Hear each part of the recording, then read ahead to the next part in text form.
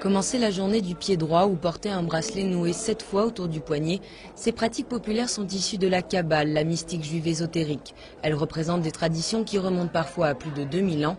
Objet d'une exposition actuellement à Jérusalem, la magie juive traverse les âges.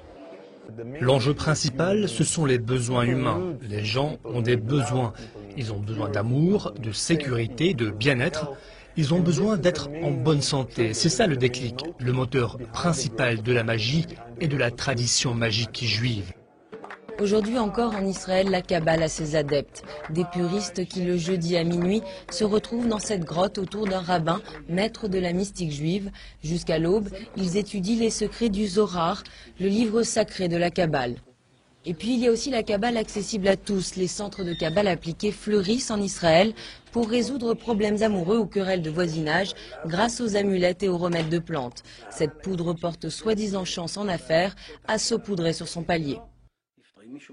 Quand quelqu'un vient me voir avec un problème particulier, j'ouvre d'abord le livre du Zohar avec son nom, sa date de naissance et le nom de sa mère. Ensuite, je vais à la source du problème et à la solution pour le résoudre. Ce commerce florissant est toléré dans la religion juive. Seule la magie noire est condamnée, celle qui permet de rendre justice soi-même. En 1995 et en 2006, des activistes ultranationalistes se sont vantés d'avoir utilisé des rituels de la Kabbale contre Yitzhak Rabin et Ariel Sharon, deux premiers ministres qu'ils considéraient comme des traîtres. Dans ces cas-là, la magie est utilisée pour légitimer la violence contre d'autres juifs. Et j'ai bien peur que cela puisse se reproduire à l'avenir.